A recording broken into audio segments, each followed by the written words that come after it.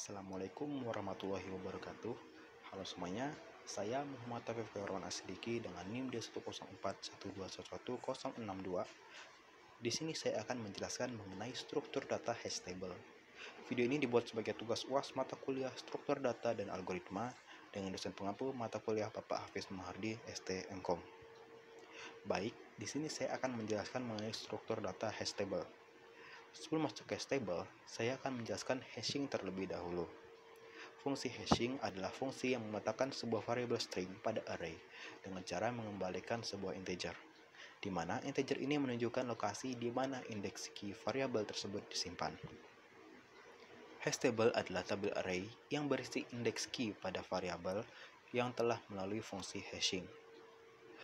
Dapat dilihat pada ilustrasi hash table di samping, di mana key dipetakan melalui fungsi hash, yang kemudian hasilnya yang berupa integer menjadi indeks key pada storage array atau hash table. Struktur data hash table dipilih karena memiliki waktu akses yang sangat cepat, dengan kompleksitas waktu ON pada fungsi hash adalah O1.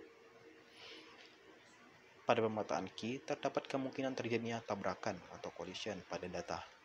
Untuk meminimalisir hal tersebut, dilakukanlah beberapa strategi algoritma seperti linear probing, quadratic probing, double hashing, dan sebagainya.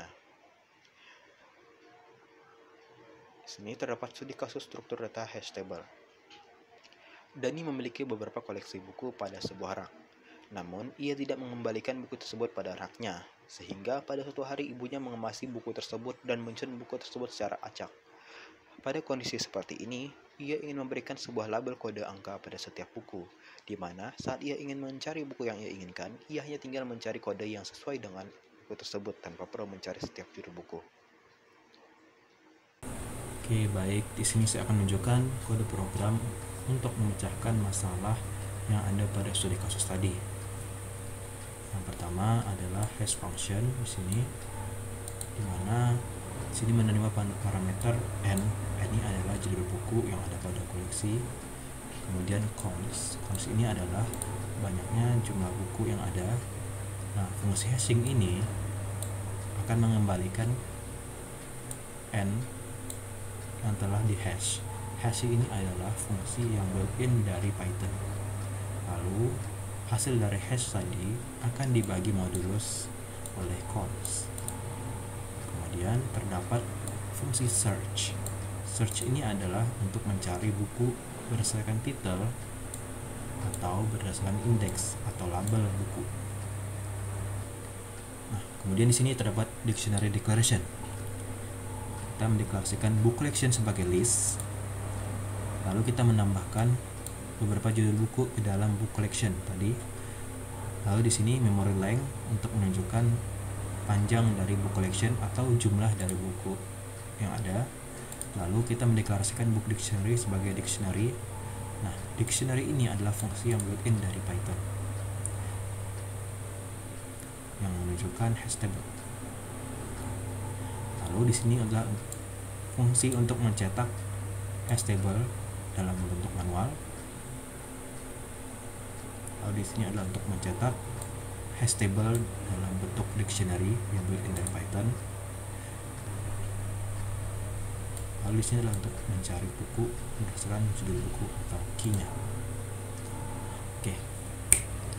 Di sini saya akan merunning programnya. Nah, di sini terlihat table yang berisikan judul buku dan key-nya.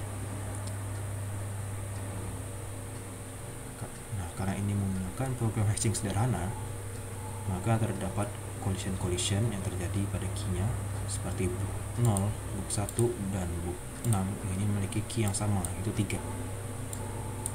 Oke. Lalu ini adalah hash table dalam bentuk dictionary. Nah, di sini terdapat pertanyaan, you want to search book with key or book title? Nah, kita ingin mencari buku berdasarkan key terlebih dahulu. Tulis K, input index here.